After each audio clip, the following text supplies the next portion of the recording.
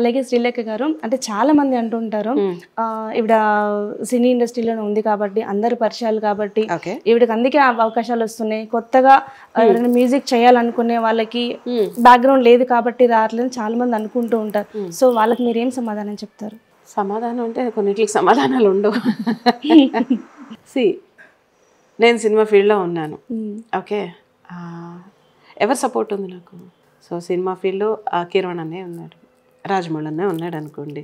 Did I take any time నేను వాళ్ళ support ఎప్పుడూ నేను తీసుకోలే. ఓకే, వాళ్ళ ద్వారా నేను ఏ సినిమా సంపాదించలే. Okay, there in the industry. నేను ఎప్పుడు వాళ్ళని ఒక బ్రదర్గానే చూశాను, కానీ నాకు ఎప్పుడు సినిమాలో నాకు ఉపయోగపడాలి, వాళ్ళ ఏదో అంటారు కదా చెట్టు పేరు చెప్పుకునే కాయమ్మ, అలా నేను ఏనాడు చేయలేదు. Only because of my blessings of God and my hard work నా ఇది. అండ్ అలా అని కూడా నేను ఏనాడు ఏ గుమ్మం ఎక్కి నాకు సినిమా కావాలి అని కూడా అడగలేదు. సో నాకు వచ్చిన అవకాశాన్ని నేను సద్వినియోగం చేసుకుంటూ అలా అలా అలా మీరేంటో నిరూపించుకుంటూ కష్టపడి నేను చేశాను.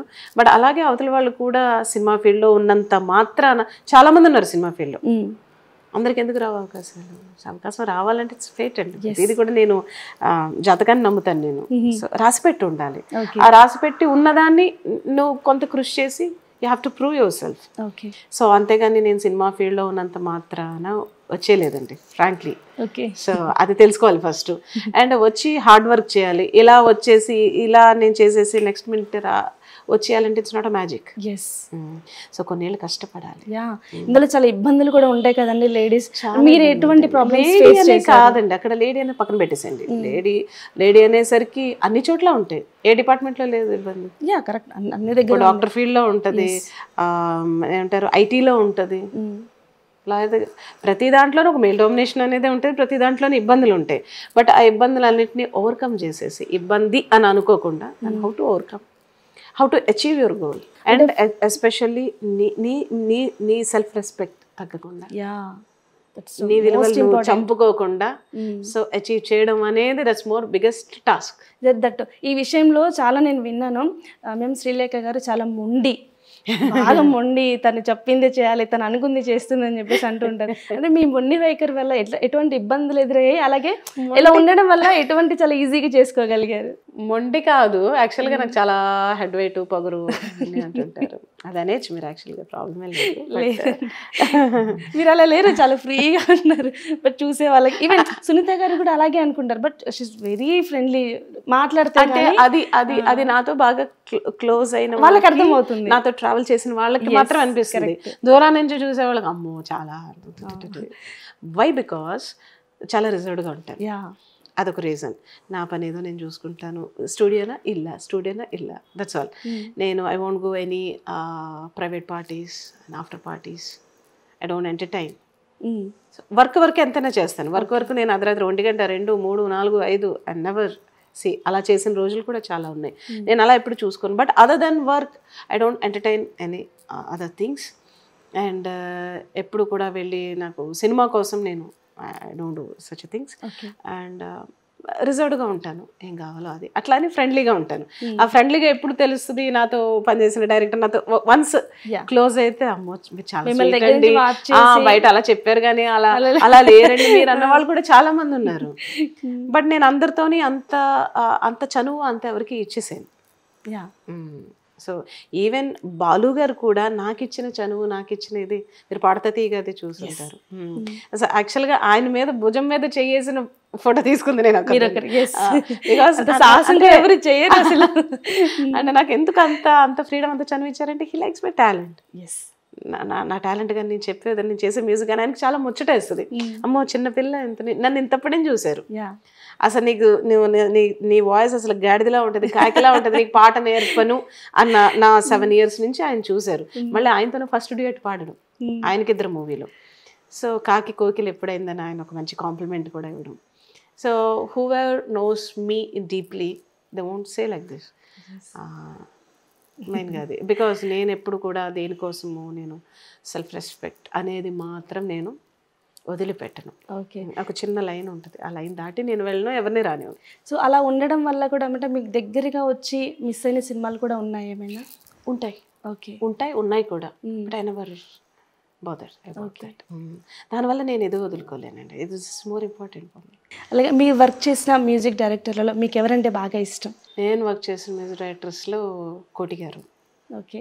So nice. సో ఇప్పటికీ కూడా చాలా బాగుంటారు. ఎన్నో హిట్ సాంగ్స్ ఆయనతో పాడాను. అండ్ మా బ్రదర్ ఉన్నారు కీరవణ్ అన్నయ్య, తనకి చాలా పాడాను. తనతో ఏంటంటే కోటి గారితో మిగతా వాళ్ళతో ఉన్నంత ఫ్రీడమ్గా ఉండలేను, ఎందుకంటే అన్నయ్య భయం, వెరగ్గానే పాడతాను అనమాట. ఇద్దరు బాండింగ్ అనేది అంటే బాండింగ్ చాలా బాగుంటుంది. బట్ ఎందుకో తను ఏమండు, బట్ అయినా కూడా భయం. చిన్న మాట అన్నాడంటే వణుకొస్తా ఉంటుంది. అన్నయ్య నేను పాడేటప్పుడు నువ్వు ఉండదు ప్లీజ్ ప్లీజ్ ప్లీజ్ అంటున్నాను. సో తను లేకపోతే కొంచెం వాయిస్ బైక్ వస్తుంది. సో తనకి కూడా చాలా సూపర్ హిట్స్ పాడాను. అలాగే కీరవణ్ అన్నయ్య. అలాగే కీరవాణి గారి మీది కాంబినేషన్లో వచ్చిన సాంగ్స్లో ఒక పాట మా కోసం. తనకి పాడిన పాట మీనా మీనా జలతారు వీణా, ఏమ్మా ఏమ్మా ఇది కల కాదులేమ్మా, జలాలి లాలి పాటలో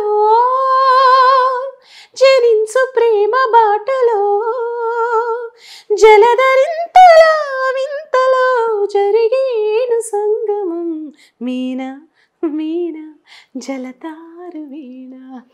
పాట చాలా ఇష్టం. సూపర్ అండి. అలాగే మీకు అలాగే నాకు కేఎం రాధాకృష్ణ గారు మ్యూజిక్ లో కూడా పాడాను. ఆయన పాడిన ఒక పాటే గానీ but such wonderful composer. A song అది? అది రేగు ముల్లోలే నాటు సిన్నాది బొడ్డు మల్లేను సూడు అన్నాది, మీసాలు గుచ్చకుండా ఒరి బాబోయ్ ముద్దాడుతావా నువ్వు. అంటే ఈ సాంగ్ విన్నప్పుడు నిజంగా అంటే మీరు అనుకుంటే డిఫరెంట్ వాయిస్ తో మీరు పాడారు. డిఫరెంట్ వాయిస్ తీసుకొచ్చారు, కొంచెం మార్చండి అంటే కష్టం అనిపించింది అంటే మీ వోకల్ బాగుంది అబ్బా అంటే నాకు అనిపించింది నేను ఇలా కూడా పాడగలను వాయిస్ మార్చి. అలాగే మీకు బాగా నచ్చిన రచయితలలో ఎవరు బాగా ఇష్టం? ఎవరి పాటలకి మీరు బాగా బాగా వేటూరి గారే, ఆయన తర్వాత ఎవరైనా. బట్ మీరు పాడింది ఎక్కువ చంద్రబోస్ గారివి కదా? పాడింది కాదు, ఫస్ట్ నా మ్యూజిక్ లో తను చంద్రబోస్ గారు రాశారు. ఆయనకి ఫస్ట్ సాంగ్ అది మంచుకొండలో చంద్రమ్మ, చంద్రబోస్ గారు. Yeah of course. బట్ మీరు ఏమైనా ఏ ఇంటర్వ్యూలో ఈ సాంగ్ వచ్చినప్పుడు ఎందుకు మీతో పాడించకుండా ఉండలేకపోతారు? మా కోసం ఒక్కసారి మంచుకొండలో ఇందాక పాడలేదా? పాడలేదు.